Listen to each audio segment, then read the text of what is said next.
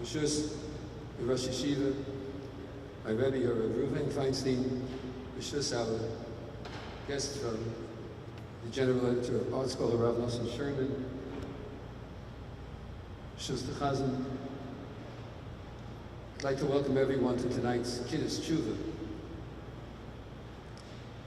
Before we begin, I'd like to thank our sponsors for this evening's event, Mr. and Mrs. Yehuda Mizurik, Dr. Neil Feinstein, Mr. Heshi Piatnika, Mr. and Mrs. Lenny Schwartz, and Mr. and Mrs. Naftali Einhorn.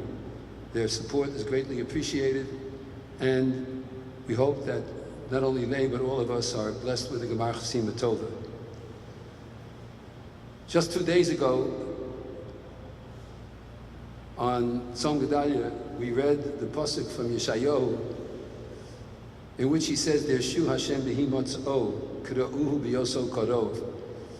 Seek Hashem when He can be found. And as the Gemara in Rosh Hashanah Yud Ches points out, the time that He can be found is in the Aseres Yemei Teshuva. The Radak on the pasuk says, he quotes his father, and he says that seek Hashem b'hi motz'o in a way that you know He's going to be found, implying with all your heart. But there's another possibility of what the Radak meant. Perhaps he also meant find different ways, every which way. If this way you didn't feel that you're able to do the tshuva, try another way. Try something that's going to touch your heart, that's going to touch your neshama, and in some way allow you the luxury of fulfilling the concept of over the Aseres Yemei Teshuva coming to do tshuva. And that's one of the reasons why we scheduled a Kinus Teshuva tonight. Because despite the fact that we came to Shul on Rosh Hashanah and we come in Yetz Hashem and Yom Kippur, despite the fact that we were here and we heard a Shabbos Shuvah Drasha and we did everything we could on Tzom Gedalia to come closer to HaKadosh Baruch Hu, there might be other avenues and thoughts and feelings and things that we could be awoken with, that will have an effect on us and that will enable us to come even closer. And to that end, we're fortunate and blessed to have with us tonight the great Rabbanim who have agreed to address us. And it's my honor and pleasure to introduce first the General Editor of the Art School Scherman, which are an integral part of our shul, an integral part of just about all Torah learning, both in the Hebrew language and English and many other languages. Someone who is a partner with my close Chaver, who I learned in Tiferet Yishalayim with Rabbi Meir Zlotowitz, Zechron Levrocha. And Rabbi Scherman Yibadel Chaim continues to be a beacon of light, and his new sefer and book on how to deal with parents and children is certainly welcome throughout the community. It is my pleasure to introduce Rav Nosson Scherman.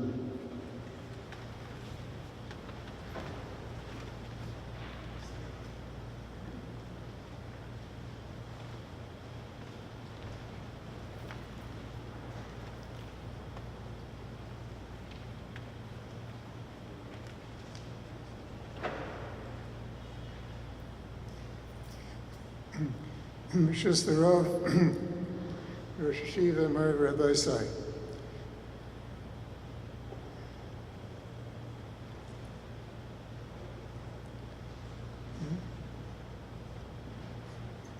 Rabbi Blythe does not approve of the mic. How's it now? Okay.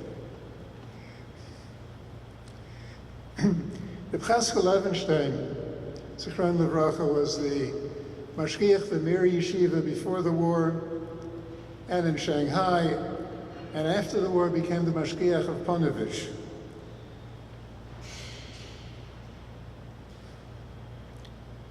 Very slight man. I don't know if he weighed 100 pounds, probably not.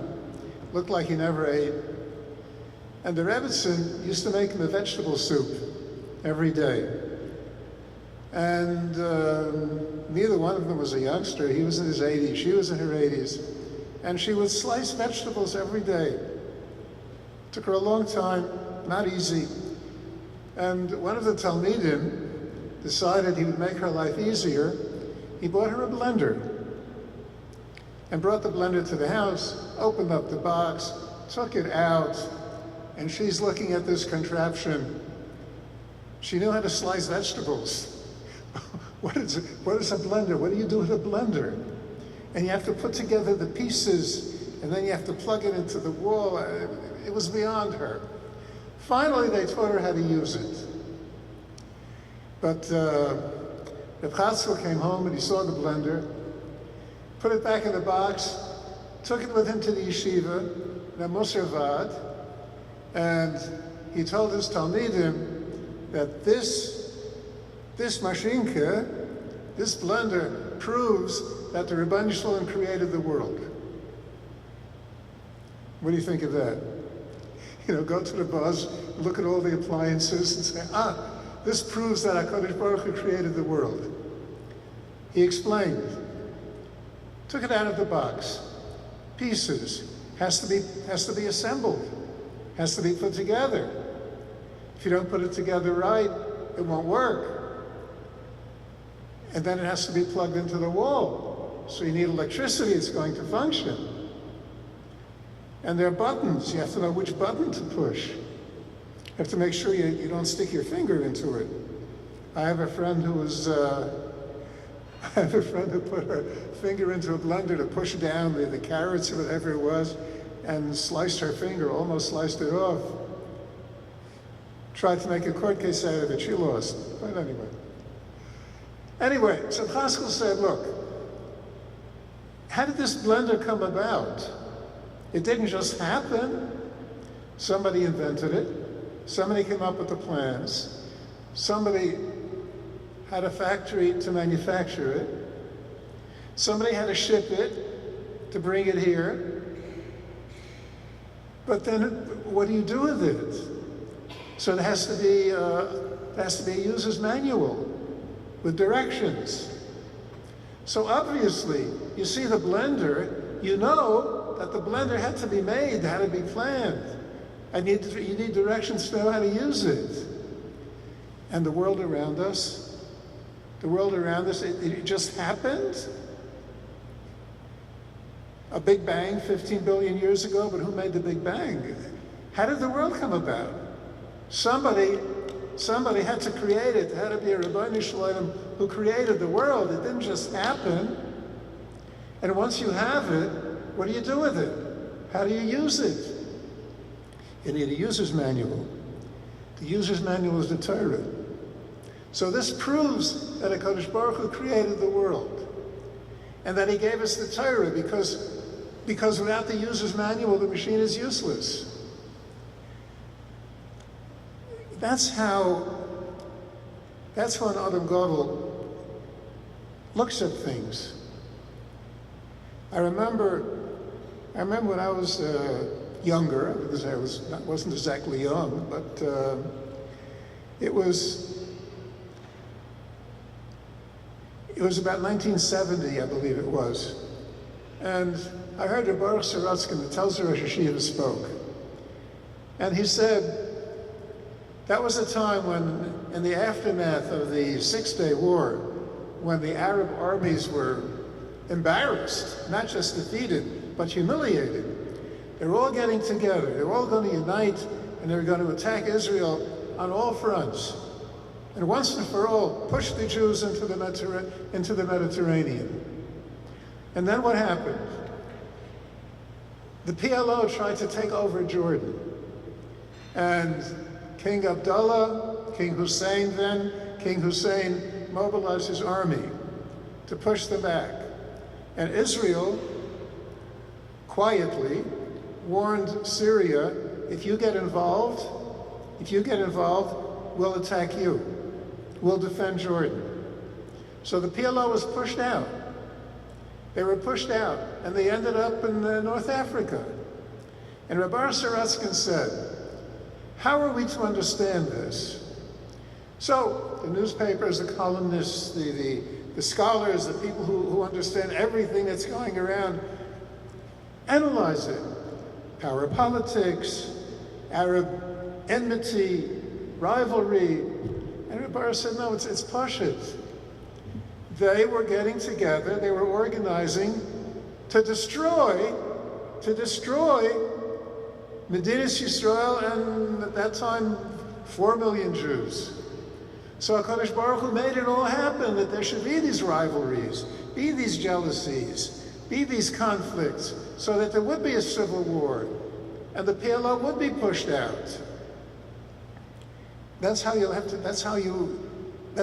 look at history. Do we look at history that way? No, but we should. We should.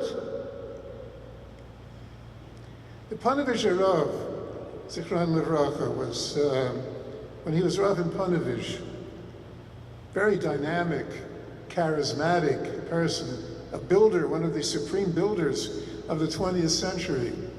And he had a yeshiva in Panovich with about 300 Talmidim, which in those days was a phenomenal achievement. And he had to raise money.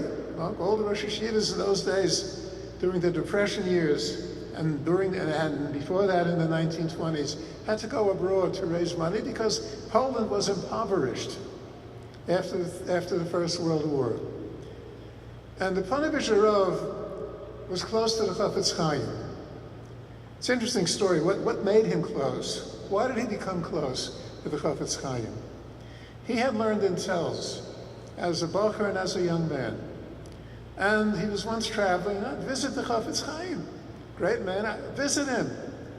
Came to the Chafetz Chaim's bungalow. You can't really call it a house. It's like the bungalows when we used to go to bungalow colonies. Not like today's developments in the mountains. And he came into the bungalow, and the Chafetz Chaim was in the next room. And he was crying, davening, crying. And he asked somebody, what's happening? What are you being misfollowed for? And they told him there's a Mikasha Leila, there's a young woman in birth, in labor, and it's very difficult. And whatever doctor they had in Radin said, or a midwife, there's nothing that they can do, and she's in very serious condition, and she may not make it. And he's davening for her. But is it his daughter? No. Granddaughter? No. A relative, an important, the wife of an important balabos in Radin? No, it's a maid. A maid, a girl from a very poor family, and she works, she cleans, and she cooks, she works for people. A cleaning lady, a Jewish cleaning lady. And the Chafetz Chaim is being mispalel for a simple girl like that, as if it was his own wife or his own daughter? He said, I have to learn from such a person. So he became a Talmud of the Chafetz Chaim. And whenever he went on a trip abroad to raise money for the yeshiva, he would come to the Chafetz Chaim when he got back and report. And he had been in South Africa. And the Chafetz Chaim said to him, I heard that the situation of the blacks in South Africa is very desperate. They're poor, they're persecuted, they have no rights. Tell me about the situation of the blacks in South Africa. And a Panovich wrote, Rebbe, why is it your concern? Listen to what the Chafetz Chaim said. The Chafetz Chaim said, if there's an earthquake in Japan, today he would have said an earthquake in Mexico. If there's an earthquake in Japan, if there's a famine in India, if there's persecution in South Africa, HaKadosh Baruch Hu is showing something to us. HaKadosh Baruch Hu is showing us, don't be complacent. Things like this can happen. There can be tragedies, people can suffer. Over 300 people dead from the earthquake in Mexico, and they're still counting. Puerto Rico, unimaginable devastation. Not to mention Houston a couple of weeks ago. HaKadosh Baruch Hu is telling us something. HaKadosh Baruch Hu is telling us something. What is he telling us? Well, first of all, that with all of modern science, with all our power, with all our ability to shape the world, but we can't control the world. We can't control the world. HaKadosh Baruch Hu is showing us that there's a power greater than any of our powers. President of the United States is the most powerful man in the world. Maybe in not too many years, the Prime Minister of China will be the most powerful man in the world. But meanwhile, President of the United States is the most powerful man in the world. He can't even control LeBron James. He's going to control the elements, the earthquakes. None of us can. HaKadosh Baruch Hu is showing us something. It's a message to us. It's a message to Klal Yisrael. And it's a second message to Klal Yisrael. If people can suffer in Mexico and India and in these Saharan part of Africa where there's famine, constant famine, it could happen to us. It can happen to us. And especially at this time of the year, that's something we have to think about. Something we have to think about. Remember, many years ago, one of the great humorous stories that was not at all humorous. A man comes to his nephew. He says, it's the beginning of the season, I have to buy merchandise, and I'm strapped for cash. Lend me X $1,000 so I can buy merchandise, and when the season is over, I'll be able to pay you back. And the nephew says, well, why should I lend you so much money? What did you ever do for me? What did I ever do for you? Your parents died when you were a child. We took you in. We raised you. We sent you to the best college. We bought you your first car. We married you off. We bought you your house. We set you up in business. What did I ever do for you? He says, yeah, I know that, but what have you done for me lately? It's not funny. Nobody's laughing, so obviously it's not funny, but Rabbi Shalom, you brought me to the earth. You gave me life. You gave me health. You blessed me with wonderful parents, grandparents, neighbors, school, yeshiva. What did you do for me lately? What does he do for us every moment? What does he do for us every moment? And in the tefillah of Rosh Hashanah, which we don't say Hoshana and Rosh Hashanah. Rosh Hashanah, there's one purpose to the davening. HaKadosh Baruch Hu is Melech. V'simloich atah hu Hashem Elokeinu. You are the king, and we accept your sovereignty, and we're your servants. We belong to you, and we obey you. We serve you. That's what Rosh Hashanah is all about. And once we accept the kingship of HaKadosh Baruch Hu, the sovereignty of HaKadosh Baruch Hu, then we can start asking him to look at our matzah, forgive us. I heard, and then later I read a very, very beautiful story. The Talmidei Hagra, the Talmidim of the Vilna Gaon, were going to Eretz Yisrael. And they were on a boat with many of them, and there was a storm in the Mediterranean, and the boat was on the verge of capsizing. And the leader of the group, I don't know who it was, the leader of the group called everyone on board. We have to do tshuva. Everybody say vidui. Everybody say vidui and beg the Rabbi Shalom for Rachmanis. And they started with the youngest. The youngest of the group was a boy of 16, 17. And he said, I lied to my mother for 2 years. For 2 years I lied to my mother. I was going to Cheder, and my mother made me a lunch every day. But I saw there was no food in the house. My parents would not have anything to eat for lunch. So I told my mother, the Cheder gives lunch. The Cheder gives lunch. And for 2 years I told her the Cheder gives lunch. And I didn't eat anything all day from the morning until I came home at night. I lied for 2 years. And the Rav said, Rebbeinu Shalom, the first slichus, it's Soy Shabbos, we say, Habeit el hatzalois, v'al lachatois, Rebbeinu Shalom, look at our tzaras, look at the tzaras of Klal Yisrael, look at our suffering, don't look at our averos. And the Rav said, Rebbeinu Shalom,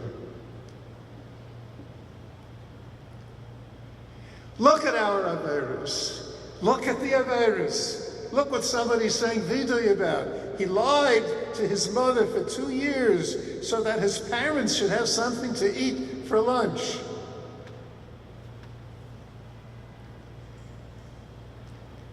There are Jews in the world who are suffering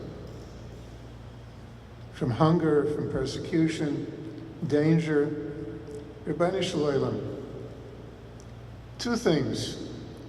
First of all, Rebbeinu Shalom,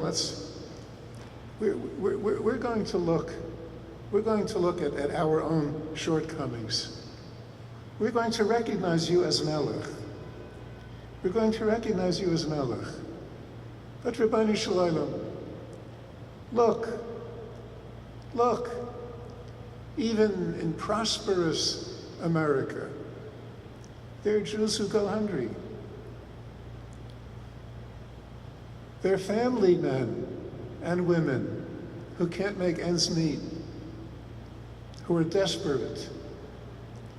There are businesses that have been wiped out by automation or by competition, by cheap products from China. We all know people like that. We all know people who were once very well-to-do and their product became obsolete or their product became underpriced. Rebbeinu Shalom, look at the Talois, look at the tzaras of Klal Yisrael, and look at the Averis also. People who make mistakes because they want to help others and they get themselves in trouble. There's a pasuk in Tehillim. David HaMelech says, "Chishavti derochai, v'yoshuva raglai el edosecha." Chishavti derochai. I calculated what I would do, where I would go, and my feet bring me back to your mitzvahs. That's the pasuk. The Medrash elaborates. The Medrash says, Omar David HaMelech said, Rebbeinu Shalom, B'chol yom ani hayisi mechashev. Every day I thought, the Omer, and I said, L'makom ploini, to that place, L'dira ploinis, ani haylech. I'm going here, I'm going there, and my feet, raglan mevias oisi l'botei chnisiyas l'botei midrashos. My feet carried me back to the shul, to the Beis Medrash. That's the Medrash. Chidush Yerim asks an obvious question. David was the king. David was the king. The king is responsible for the well-being of the country. David HaMelech be Rosh Hashanah, but he was a king. And the Gemara says, the Medrash, there was a recession, there was no parnasa, it came to David. David, do something. Klal Yisrael needs parnasa. Klal Yisrael is being attacked. Lead the army, defend us. He's the king. He has responsibilities. And if David HaMelech made a cheshbon, chishavti derochai, I'm going to that place, I'm going to that building, that house, that convention center, whatever it was. If David HaMelech decided that that's where he wanted to go, then he had to be there. He was the king. He wasn't going to the movies. He wasn't going for entertainment. If he decided that he had to go to this place or that place, then it was necessary for him to be there. What right did he have to go to the shul, to the Beis Medrash? I mean, your feet are bringing you to the Beis Medrash. If you decided as Melech Yisrael that you have to do something else, you have to do it. Chedush Yerim says that David HaMelech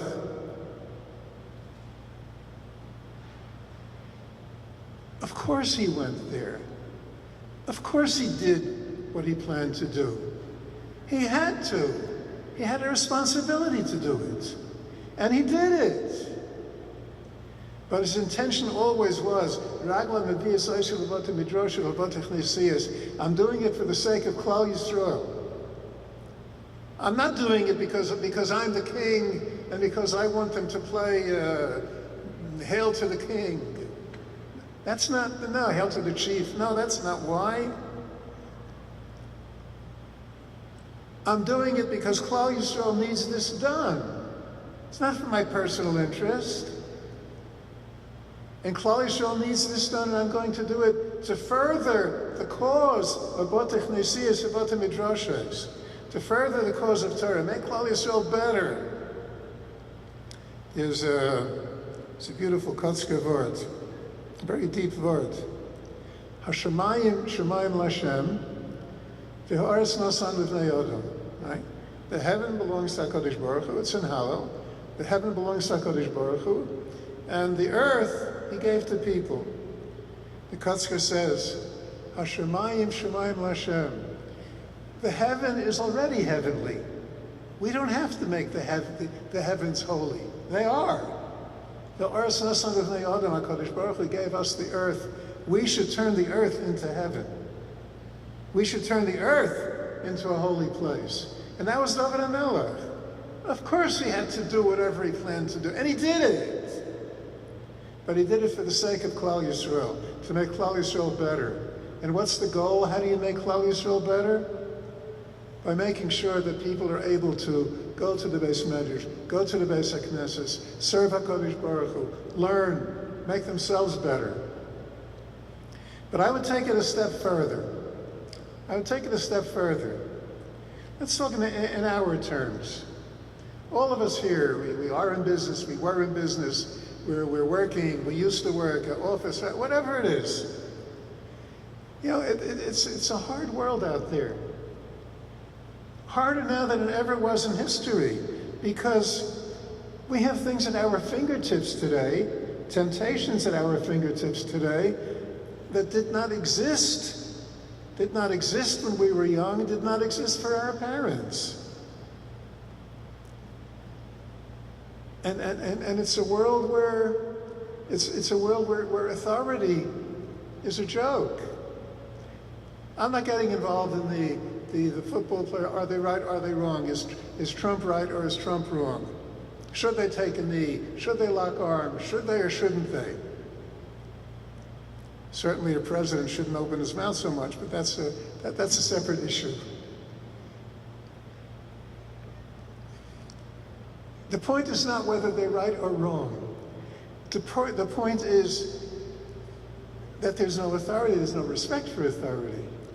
Rabbi Yaakov Kamenetsky is a very, very wise man.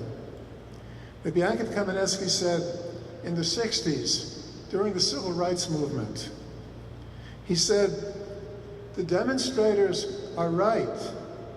They have a very valid point. There is persecution. Blacks and Hispanics are deprived of rights. He said they have a time. But with what's happening with the demonstrations, the occupations of offices, of colleges, and everything else, they are destroying the conventions of society. They're destroying the concept of authority, and the country will suffer. That's what Rabbi Yaakov Kamenetsky foresaw in the early 60s. How right he was. Chishavti derochai, Yoshiva raglai veidei secha, to botei midrashis and botei chnesias. How are we? I'm talking about myself. I'm talking about us, all normal human beings who are exposed to the outside world. How do we maintain our connection to HaKadosh Baruch Hu? How do we do it? How do we remain strong in our Yiddishkeit? Because let's not kid ourselves. Mitzvahs can become a habit. There's Yerushalmi. Yerushalmi says we should thank our heads because our heads know that when they come to Maidim, they're supposed to bow. And we're off somewhere else. We have no idea where we are, but we're certainly not in the siddur. But our heads know to bow because they've been trained to bow. We do a lot of mitzvahs because we got into the habit. It's a good habit. It's a good habit, but it should not be habitual. How do we maintain our ties, our anchor? What's our anchor that keeps us close to HaKadosh Baruch Hu, that keeps us close to our Yiddishkeit? Both the midrashos and both the chnesias. We have to belong somewhere. We have to belong to something. It may be it's for an hour in the morning and 15 minutes at night. It's for Shabbos, or going to Rosh Shabbos afternoon. But we have to maintain a sense of allegiance to people and institutions that exist to bring kavod to HaKadosh Baruch Hu and kavod to the Torah and kavod to Klal Yisrael. We have to belong to something bigger than ourselves. Moshe Rabbeinu, on the last day of his life, gave his last will and testament to Klal Yisrael. Atem nitzavim hayom kulchem. All of you are standing here. Kulchem, all of you, the whole nation. And then he goes into a list. Rishaychem, Ziknechem, Rishaychem, Tapchem. The leaders, the simple people, the women, the children, the wood choppers, and the water drawers. So we have, my Rabbi Gedal Yeshua Zechron Levracha used to say, that from here we see what the responsibility of Klal Yisrael is, and where we're going on Yom Hadin, Rosh Hashanah, Yom Kippur. Kulchem, Klal Yisrael is a klal, it's a nation. And then there are individuals. We're being judged as individuals. Every one of us is being judged as an individual, and that's scary, you know? That's a very scary thing. I would not want to be judged as an individual.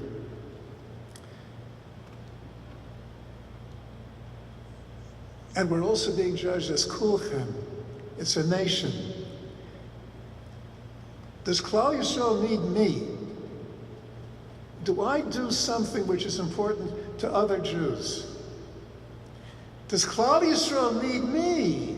And if Klal Yisrael needs me, then I'm not just Nosson Scherman. I'm part of Klal Yisrael. And the HaKadosh Baruch Hu loves Klal Yisrael. The mishpat of Nosson Scherman will be like this. The mishpat of Klal Yisrael is like this. And if I'm part of Klal Yisrael, then I'm judged differently. Eliyahu Hanavi had the woman, Shunamis, gave him a place to stay, took care of him when he was traveling. And he said to her, "What can I do for you? What can I do for you? How can I repay you? Do you need anything? Do you need influence with the government? Or whatever it is, tell me, I'll do it." And she says, "Yisach ami anochi yeshavas." I live among my people. I live among my people. It's the same thing. She said, "You want to do something for me individually? I want to be part of Klal Yisrael. If you look at me as an individual, HaKadosh Baruch Hu will look at me as an individual. Who can survive? As we say in the davening, Yom Kippur, who can survive as an individual? Who's worthy of survival as an individual? But b'saich ami, I'm part of my people, I'm part of my nation.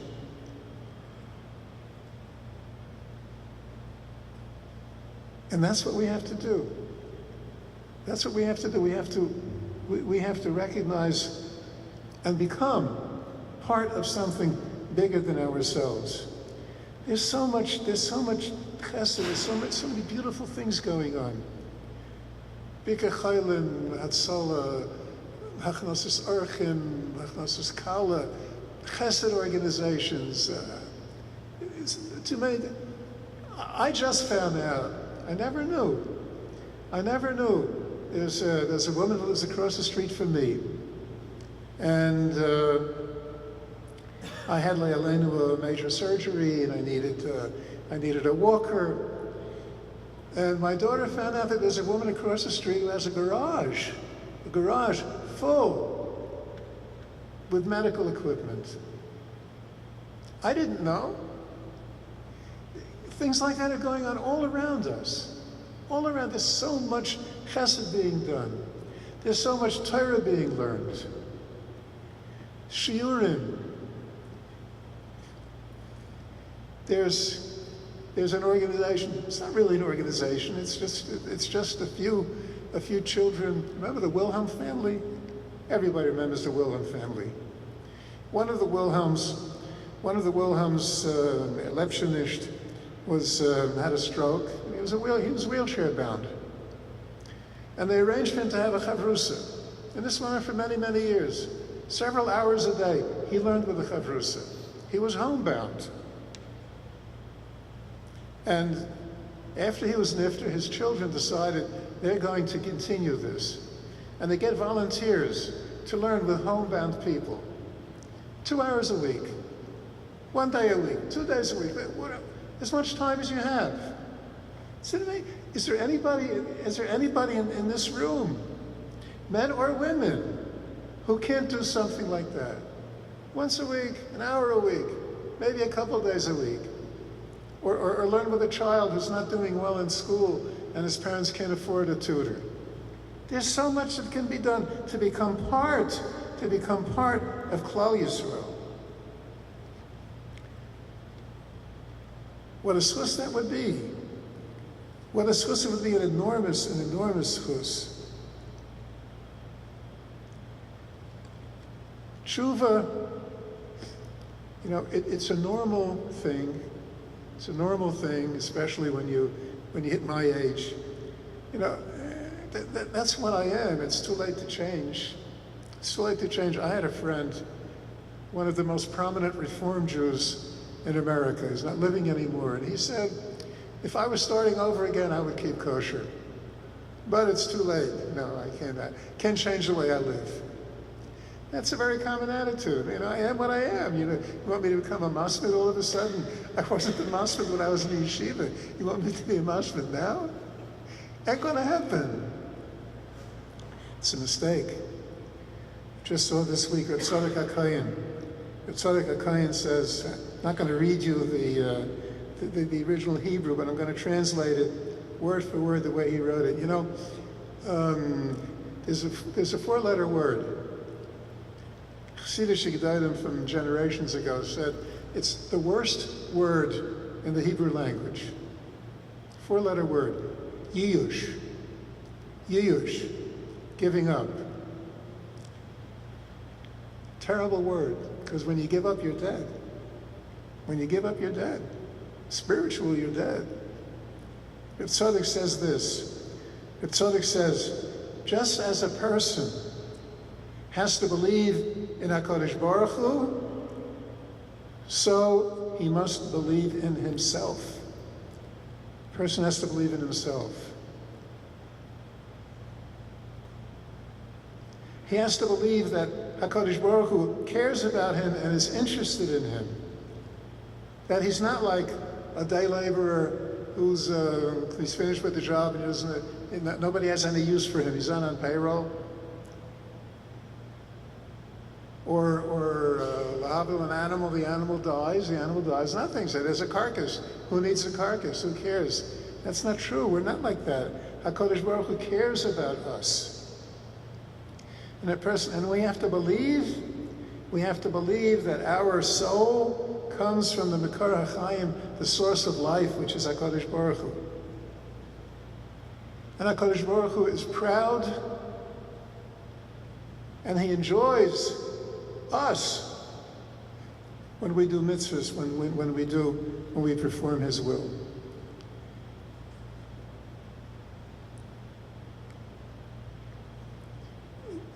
We all have to undertake something. It could be, start out small. Rabbi Yehuda Zev Segel in Manchester Yeshiva was once, he was standing at the bottom of an escalator, and he was looking up at the floor above. And they asked him, Rabbi, why are you looking up there? He says, this is an escalator. I get on the first step. All I have to do is take one step, and I end up all the way up on the next floor. That's tshuva. You start out with one step. Change one element of your life. A half hour a day to learn. A half hour a day to do chesed. To visit someone. To give a darn about someone. Let me close with a bracha. I'm going to give you a bracha. It's not my bracha. It's the Chafetz Chaim's bracha.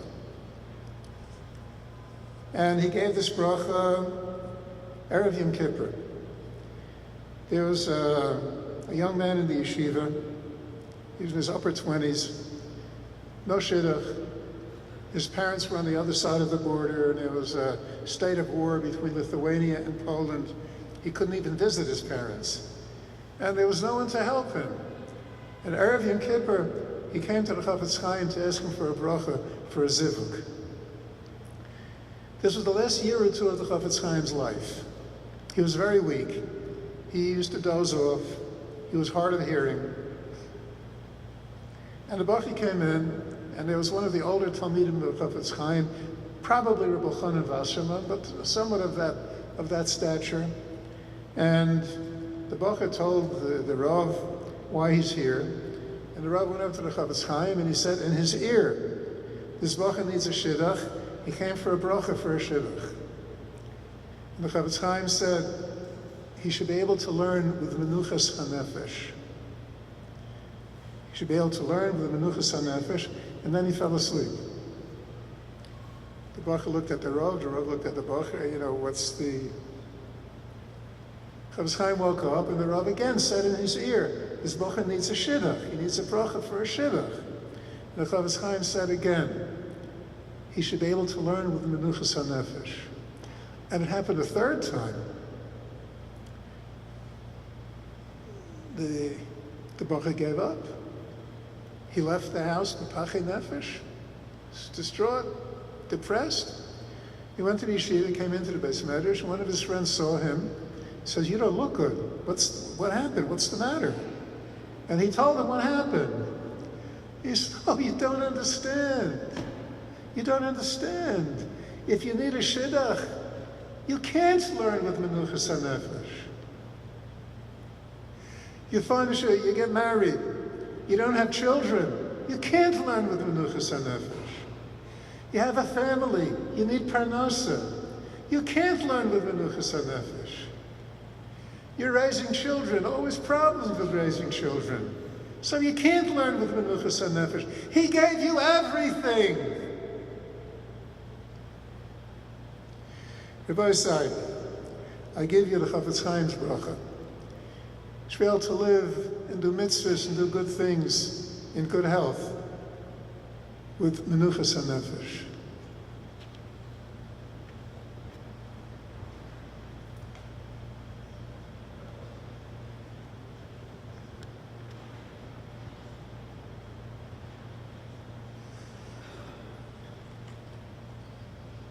Yeshakayach, Rabbi Scherman, thank you.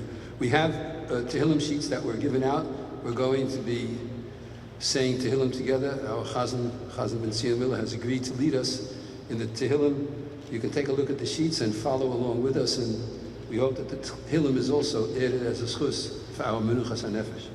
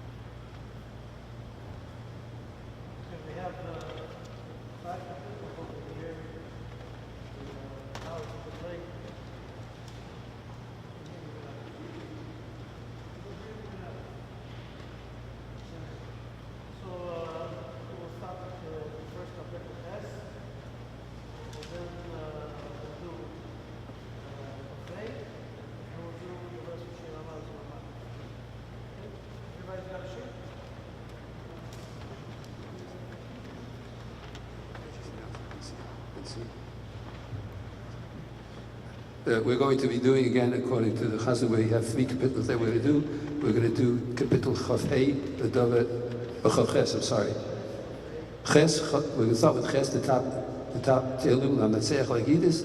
Then we'll do Chav Hey, and then finally Kuf Lamed, Shira Malas Mimamakim.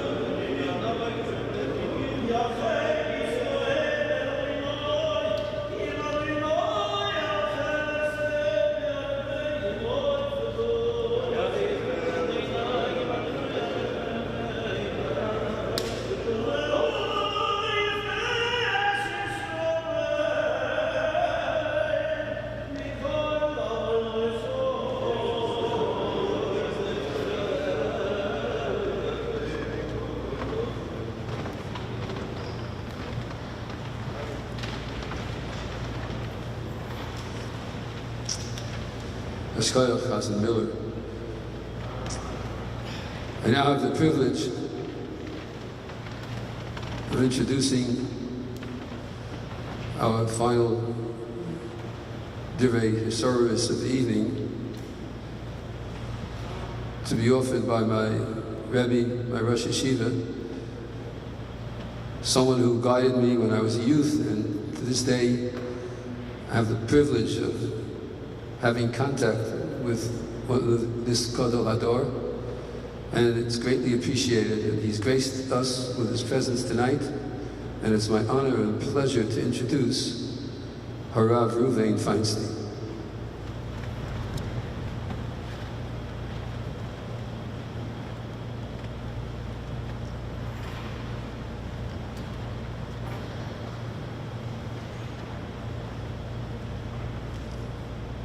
Good evening.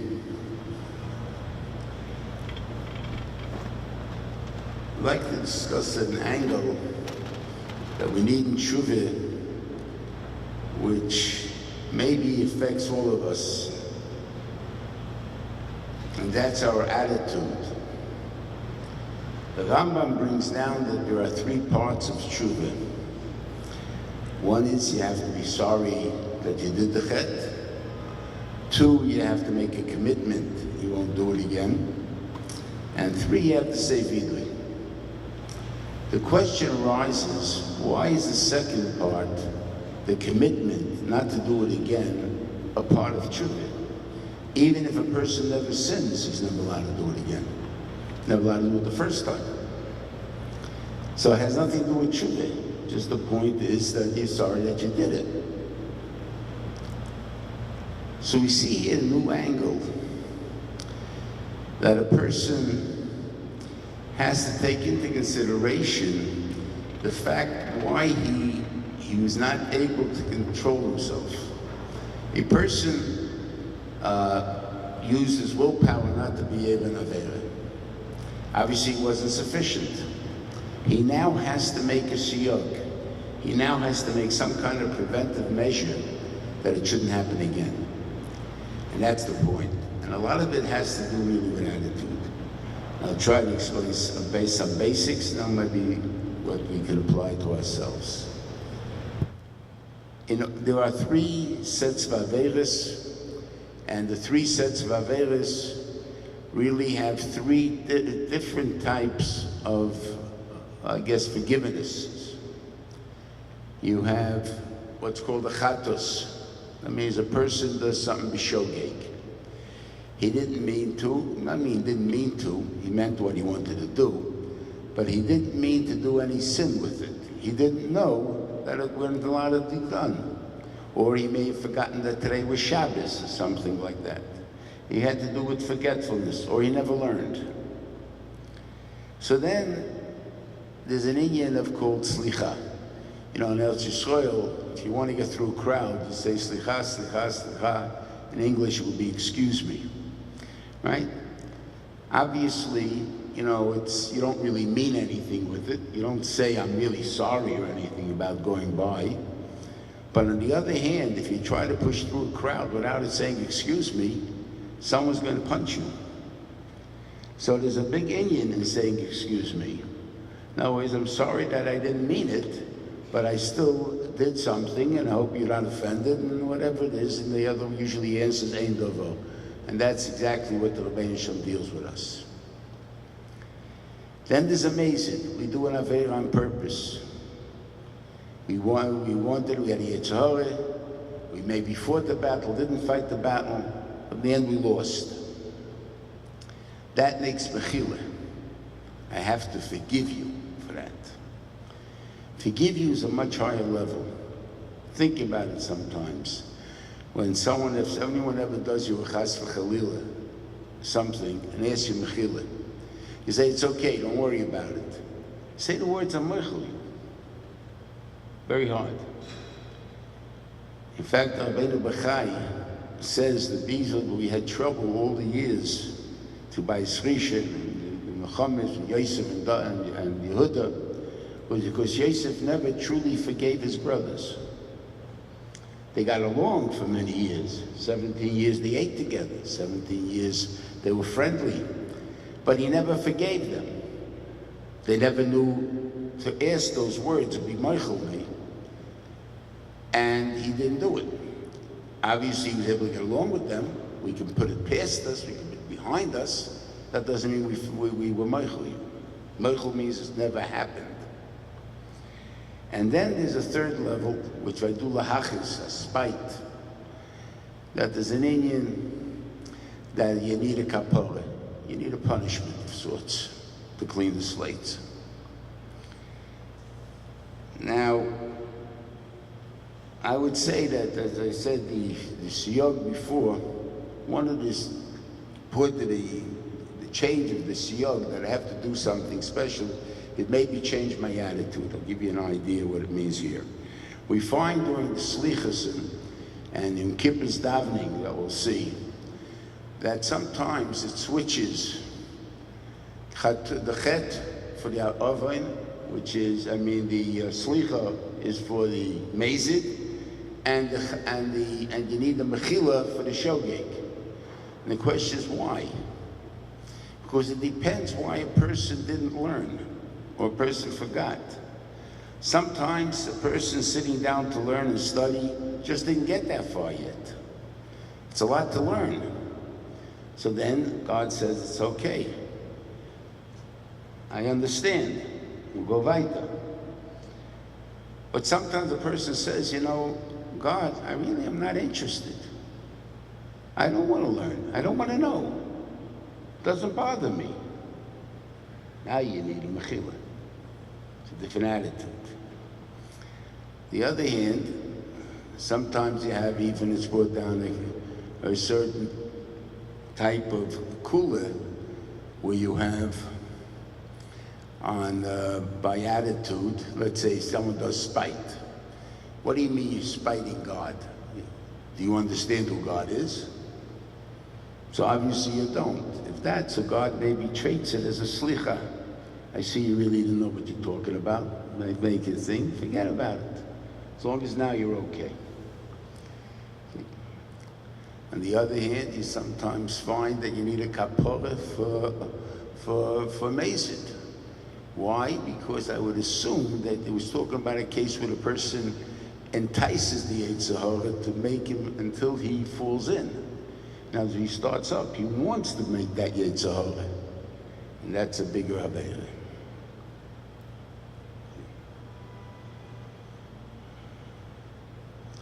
We also find an attitude that the Rambam brings down, when you do tshuva, when are you forgiven?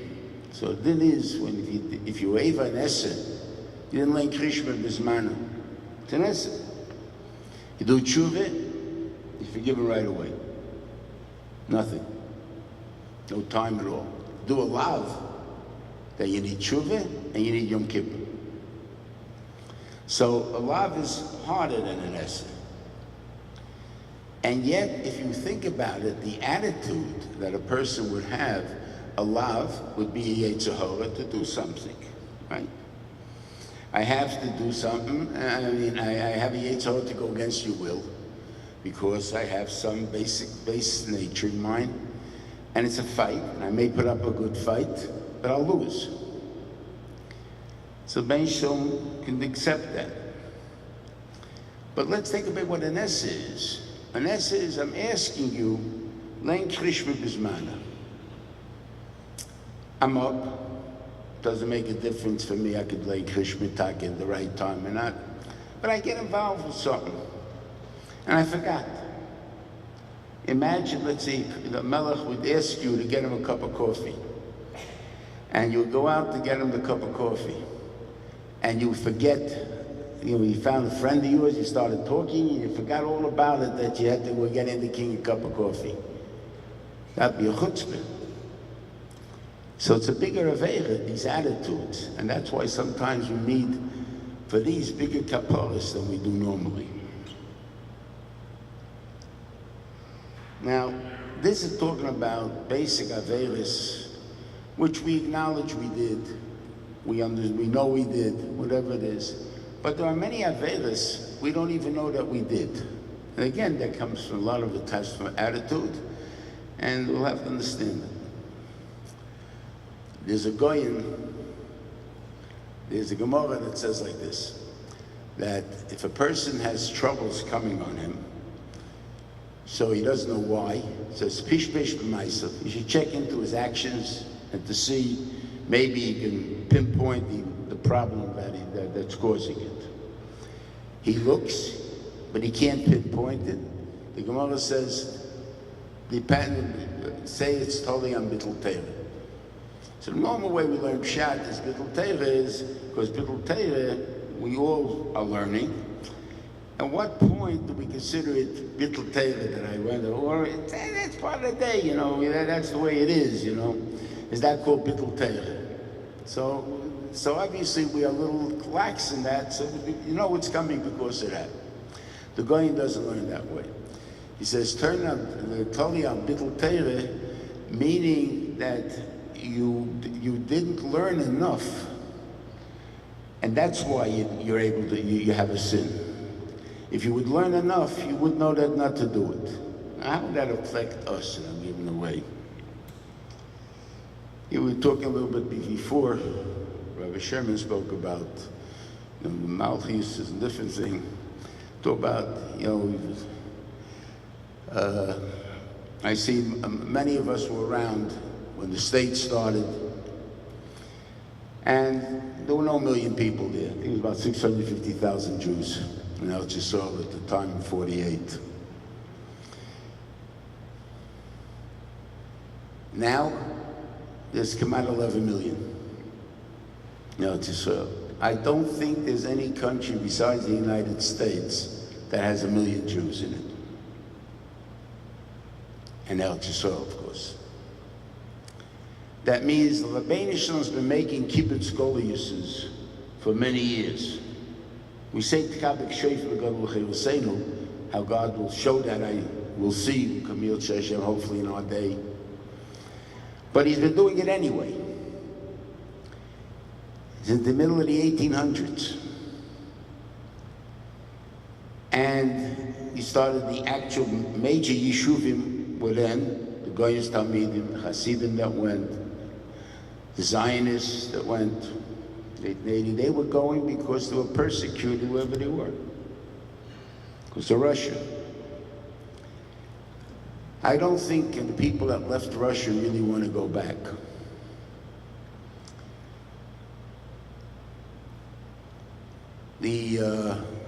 Came along the First World War, a lot of Jews landed up in Eretz Yisrael. After the Second World War, for sure.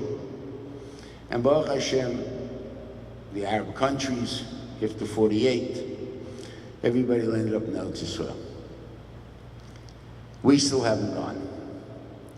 And if you think about it, from the time in Mitzrayim on, the Rabbeinu Shalom made us hate the host countries. We hated the Egyptians for what they did to us. We hated the Germans for what they did to us. We hated the Russians, French, doesn't make a difference. Wherever one country you want to go to. They persecuted us, and we hated them instead. Now, how did that affect us in truth? Very simply. Well, I remember after the Second World War, nobody would buy a German item. I don't care how good the mechanics is in it. I don't care how good any type of machinery is. It came from Germany. I don't want to know anything about it. I don't want to have anything to do with it. Therefore, we threw away Germany. We threw away Mitzrayim. Why did we throw away Mitzrayim? We don't remember. It doesn't tell us to remember the day we became free from Mitzrayim. That happened to be on Rosh Hashanah, by the way. 6.5 months before we went out of Mitzrayim. We were free. The day we have to remember is the day we left Mitzrayim. The day we forgot about their culture.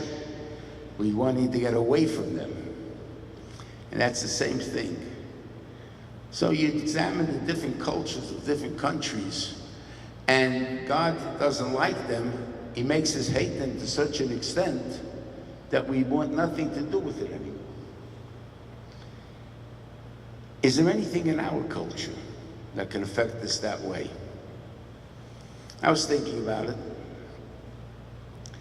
and I thought, one of the things that, using the Goyen's theory, that we're ignorant about is that murder means you were careless.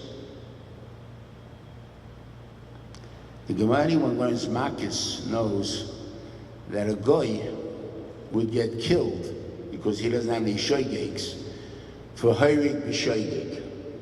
Hayrig b'shoygeg does not mean you killed with an accident. It means you were careless. You had no intention of killing, but you killed because you were careless. You didn't think about the other person. In other words, drunk driver. Somebody that's fiddling around with his air conditioner that falls out his window, hits somebody on the street. Those are murders. Now, we're careless every day. We run up and down the steps with our kids for sure. They throw things, and wow, that was close, right? Doesn't stop them. Do it again the next day. Why? Because they don't know anything wrong with it.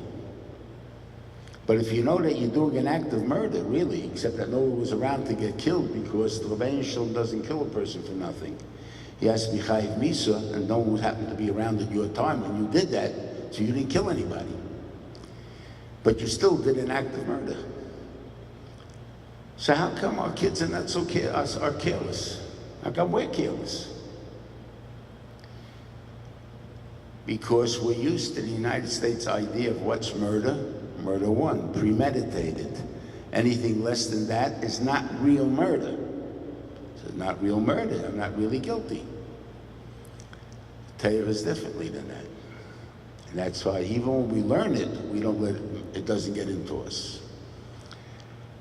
Another major thing I think is existent in America that we may have, sports, which you would say is a pretty kosher bittul to a certain extent.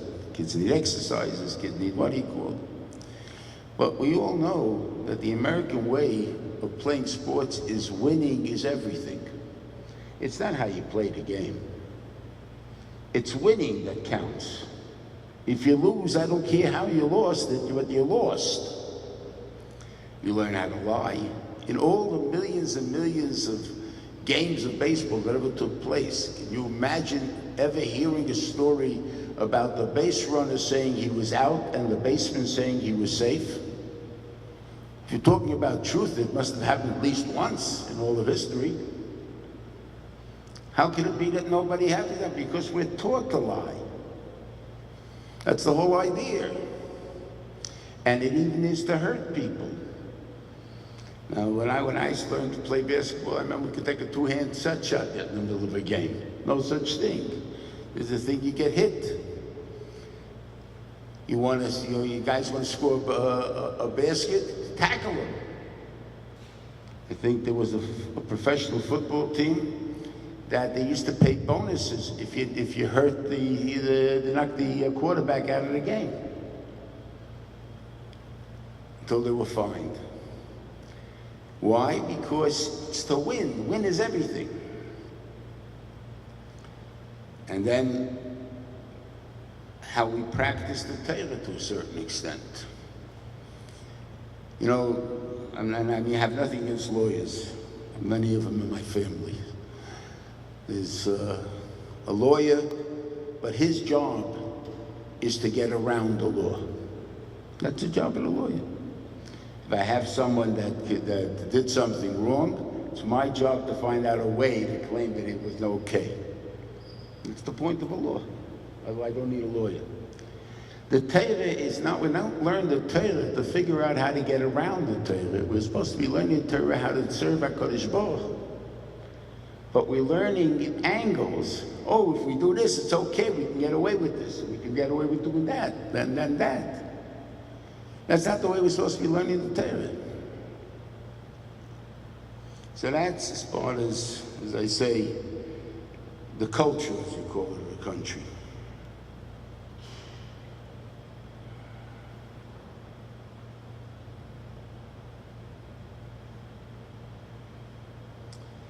You ever think about it? You know, we learned by Yichan Yisrael Neged Aho. Right? And the pasuk uses the singular, not the plural. Rashi says, Ki ish echad b'leiv echad. All the Jews who were awaiting the Torah as one man with one heart. And who were these people that were waiting this Torah? Moshe Rabbeinu, Aaron, Nosson v'Aviram, the Meraglim, and they were all Ki ish echad b'leiv echad. How did they go wrong? Preconceived ideas, preconceived attitudes. I hear things differently than you hear. I'll give you a mashal. It's a story I heard of the Chavetz Chaim. They say over a similar story of the Goyim.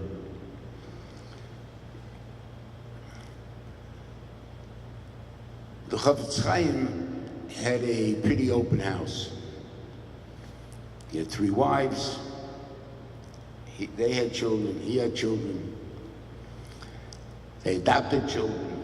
In fact, one of his grandchildren, Hillel Zaks, told me when I was in Lakewood that there's 15 cases in the Gemara Yevomis that can come out, 2 brothers marrying 2 sisters, and so on. In the Chavetz Chaim's family, all of them, you can have all 15 cases. That's the kind of family they had. Okay? And one of the members of who hung around the house was a blind fellow. And this blind fellow came one day and he told the Chavetz Chaim that he became a Chazzan and he gets a Mazel Tov for it.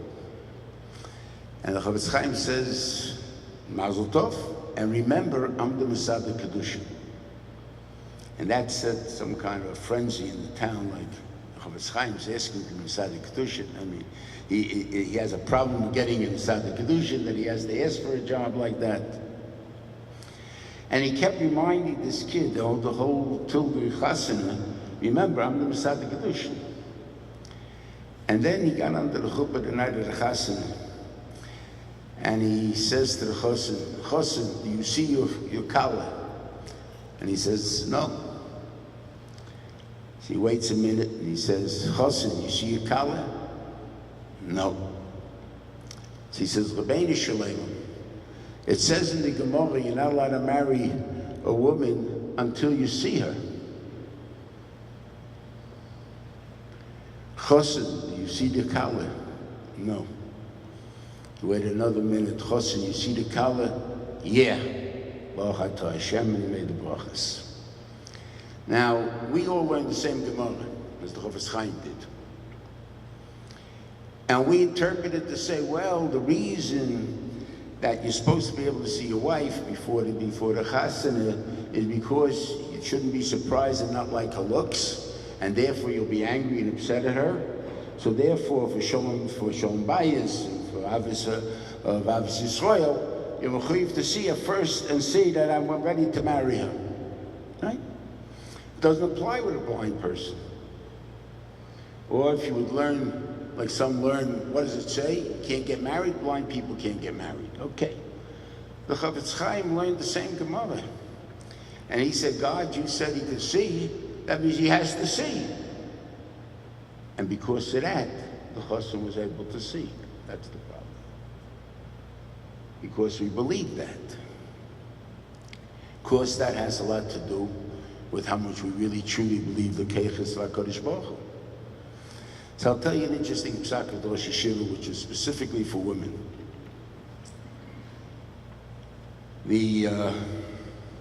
Most Beis Yaakovs teach women the way they teach men. Meaning, you got to daven in the morning, so you say Baruch Shama, Ashrei, Yishtabach, Krishma B'Keseho, and Shemon Esrei. And he says no. You don't say Krishma and its brachas because you're potter from it. Woman doesn't have to say Krishma. Okay? But say all of Psukei D'Zimra, because Psukei D'Zimra tells you what HaKadosh Baruch Hu's powers are, and what he has created and what he's done in this world. And it'll help you daven, because if you see what God can do, then you know you can ask him for anything you need. If you don't believe it, you're wasting your time praying.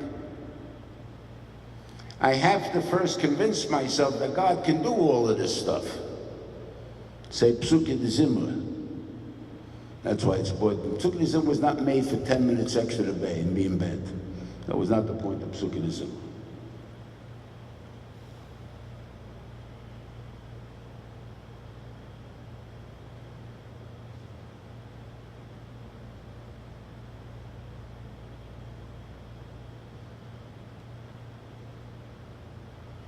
How can we change, really? Okay, one is obviously looking and theorying about HaKadosh Baruch Hu's keiches. Learn how to pray. Follow your actions during a day. This is really Stamanang thing. Whenever something strange happens, you got the bus when you were late, or you missed the bus even though you were early. What happens with the rest of the day? Just don't say, oh, that was too bad, and forgotten about it, and then you forget about it. Follow the day. See what God guided you that day through. See what happened to you that day. You'll find the Rabbi Shalom is there. Think about it. If somebody would tell you they have a friend that's a billionaire, a trillionaire, that any problem that can be solved with money, and most problems can, he'll give you a 5-minute appointment, because he can get you one, your friend. And if you convince him in those 5 minutes, your needs, he'll solve your problem.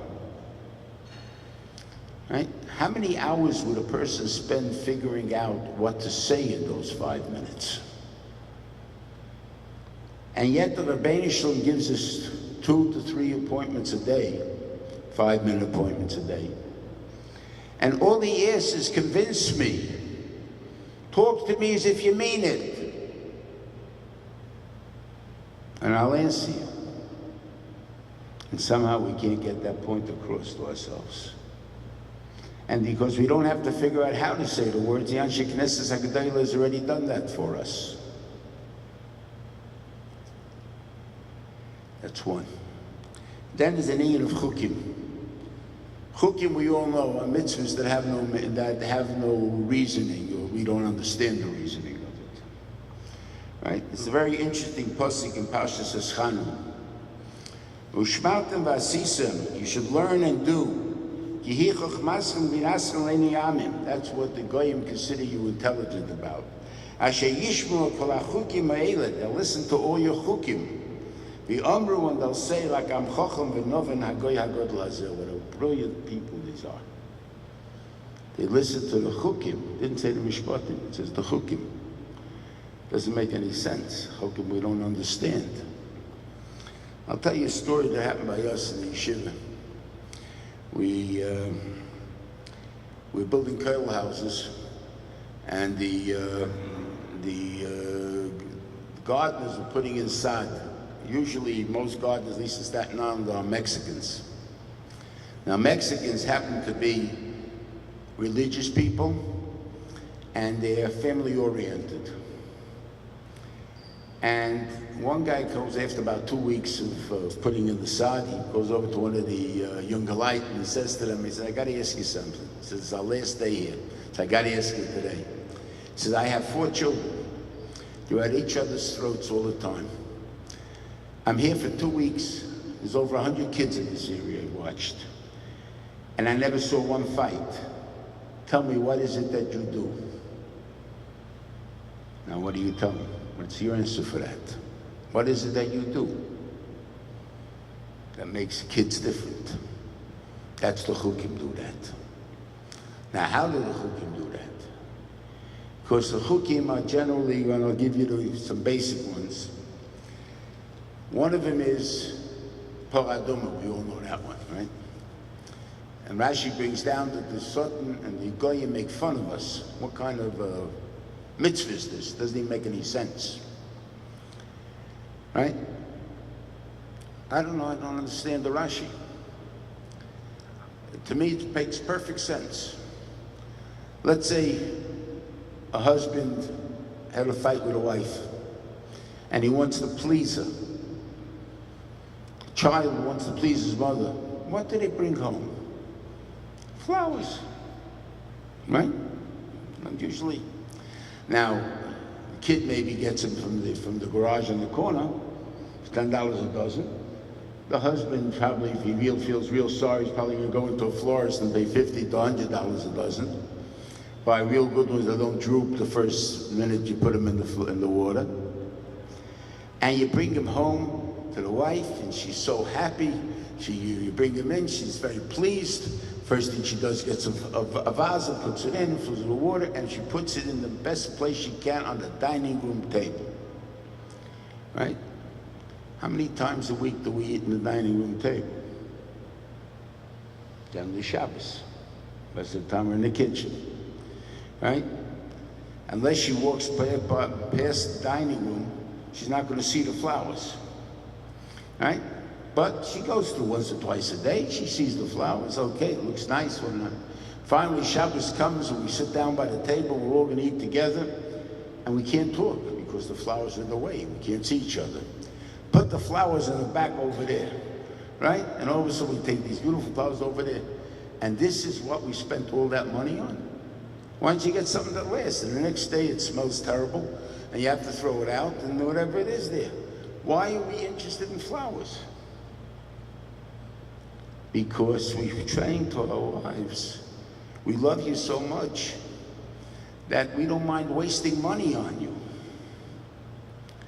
That's how it is. Even if you have a minute's enjoyment, that's enough for us to spend this money. That's the case. So even though we say the same thing to the Rabbi Shalom, we bring a Parat Duma, we'll pay a lot of money for it. Sukkot, we know that for sure. Bragging rights, you only get the first 2 days. The nice esrog you bought. Yet you spent $300 to $500 on the esrog. And now you got to buy a little besides, and $1,000 besides that. Cost you $500 at the end. $600, $700. Why are you spending that money? Because I want to show God I love Him. So every time we do a mitzvah like that, that's what we should feel. Avas Hashem. Then again, the negative ones. Chazzan, for instance, is the one that's brought down most commonly. Chazzan, shatnez. They're the goyim that already make fun of us they answer us. They say that, we don't understand. In other words, Jews, you are religion, you believe in God, right? You believe God created the world, yes. Then he created something, it's for the use of man, yes. Is there any animal in the world that's fully edible like a chazzan? And the answer is no. A chazer is totally edible. You can make ribbons from it, you can make b'chaf from it, you can make kishke from it. Everything that we need different animals for, they can do it for one chazer. So why don't you eat it? So God obviously made it to eat. Because God said so. That's the answer. God said so. That shows that there's a boss in the world, that there's an owner to this world. And that's when we do every mitzvah like that. We're supposed to feel like it. The Rabbi Shalom, really we should do it. It's right. God made it for our use, but he told us not to do it. Not to use it. And that's what we have to do. And then there's a third one. It happens to be in Parshas Re'eh, in the beginning, right before Sheni. Before Sheni. Talks about, come tell Yisrael, you do chukim mishpatim. That what are these chukim mishpatim? That you have to destroy Avodah Zarah. So we understand the mishpat of it, because we don't want anybody to be nichshel in it, chas v'chalila. What do you call that a chayk for? A chayk is because it doesn't make any sense. You're saying it's osabanoya, it could be worth $1 billion. You got a statue that's made of solid gold, full of diamonds, full of everything else. Antiquity, it's 3,000 years old. You sell it at what do you call it? In one of the Sotheby's or any of these auction houses, to a museum, you get $1 billion. And the $1 billion can be used to support Torah all over the world for many years. $1 billion can do all that. Right? So why don't we do it? So the Torah says, no, it's worthless. It's gaf for the other. It has no value at all. What are you going to do about the yeshivas? That's my problem, God says. I gave you Shabbos. That's my problem. Now we don't have that in the sign of Shabbos anymore because nobody works on the weekends. But Yontif we still have. And certain professions still have Shabbos. The problem. But many different isurim that the Torah Shemitah, whatever it will be, has to do with financial loss. That's because you're supposed to rely on me. I'm the one that's taking care of you. And we forget about those points. And the Torah put the chukim to remind us constantly of it. And that's why if we make that commitment, that's how we'll get to know what we do, chas v'chilila, that to realize we did Navera is when we do the chukim. Halavai, because it is, the Rebbeinu Shalom should bring upon us the Gula Shlema b'mehera b'yameinu. Everyone should have a healthy and I guess prosperous New Year, with every nachas from the kingdom and everything else in gilul and growth, personal growth, and everything else that you can possibly wish upon yourselves.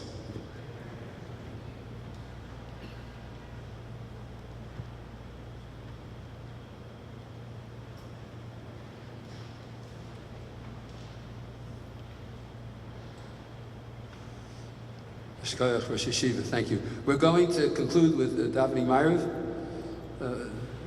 Heshi, are you here?